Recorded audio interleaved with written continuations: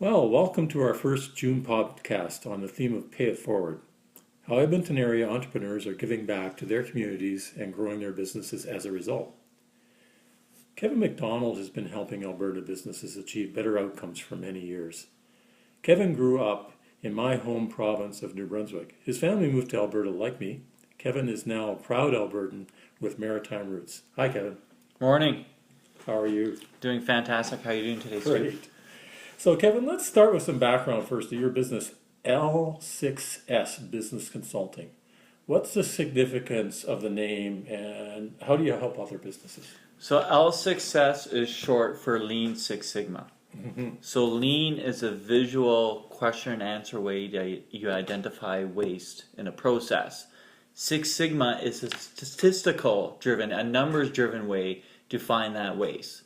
So Lean was invented by Toyota, Motorola invented Six Sigma, GE found you can marry the two together and get the same answers.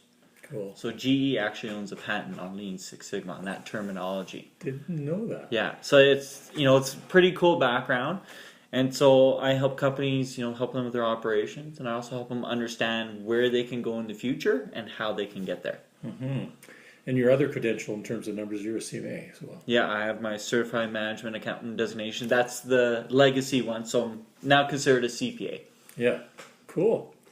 So, Kevin, you and your company, you support a lot of great local causes, Goodwill, the Fringe Festival, Chamber of Commerce, Children's Wish Foundation, MS 150 Bike Ride, and just to name a few, we're talking about some of the stuff going on in Alberta Avenue. So how do you decide which groups to get involved with? The biggest factor for me is when I get involved with a group, my efforts stay there locally. So, like, I've looked at doing some other charity rides or other charity events, and I found, the money goes to Toronto or it goes to a facility in Vancouver. I'm like, that doesn't help my community.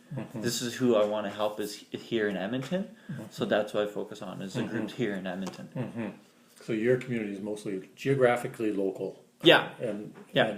are there other themes in terms of So number of it's things that personally affected me. So I've had a friend who passed away from MS. Okay. I have a brother who's disabled, and I've seen through my parents how it affected them with him not having a job, him not having employment. I saw how it affected him also. It doesn't help your self-confidence when you're unemployed, especially if you're a person with disability. It becomes a much harder barrier. So that's why I love Goodwill. They remove that barrier. For me, I was an avid goer of the Fringe, and so I'm like, you know what? I want to help.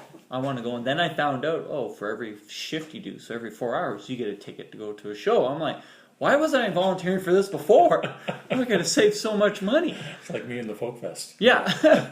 Yeah. So in the end, like, I get enough tickets now for the Fringe. I go to like 16 shows, and I don't pay for any of them. It's all just from all my shifts I do.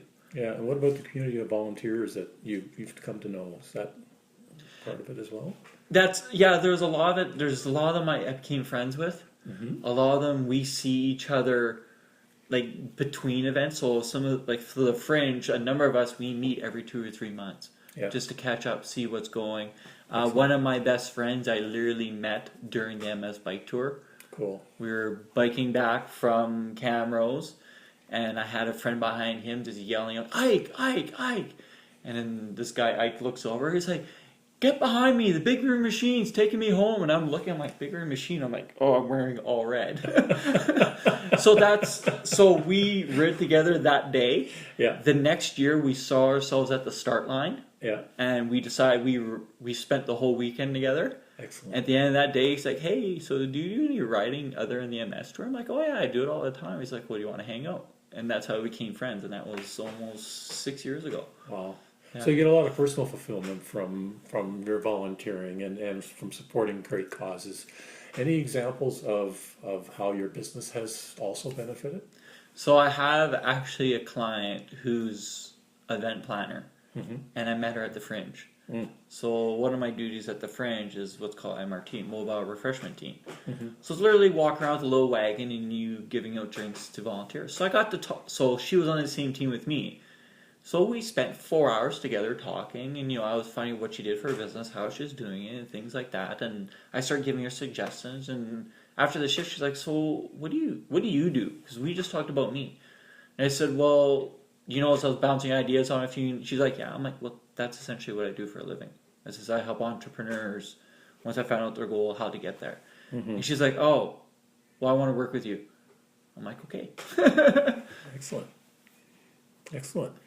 And so, how important is it that you talked about the values and how you choose the different groups to support and how that may then cause some further collaboration. How important is it that the values of your clients match the values of you and your company? 100%. If the values don't match, we are going to be button heads. It's also going to make it very hard for me to fully understand them. Especially, sometimes I find people's values, they see the shiny ball, so they're willing to put their values aside, or they see that big paycheck. And for me, I sit there and I shake my head and I'm like, "You're playing a short-term game. You're running a sprint. I'm running a marathon. So this is which game are you playing?" It's the kind of the tortoise and the hare thing. So it's getting to understand, what's the game of life, the game of business, and playing that game appropriately. Yes, I've seen some successful companies play the game of sprint, but all of a sudden they hit a cliff and they fall right off, and you don't know where they are anymore. So I'd rather be sustainable 20, 30 years from now than being a one-hit wonder over 5 months. Yeah. So sustainability, communities, and giving back to the community, those are definitely themes within what you do, and we have some of our commonalities. So Yeah. That's been great. I really great conversation, and it's great to meet another supporter of local business, and that's one of the many things we have in common, Kevin. So if any of our listeners, if you have any questions about how either one of us can help your business, and any comments on this, or any ideas and ways that you and your business, you support the local community, just put your comments below, and we'd love to hear them. Thank you so much.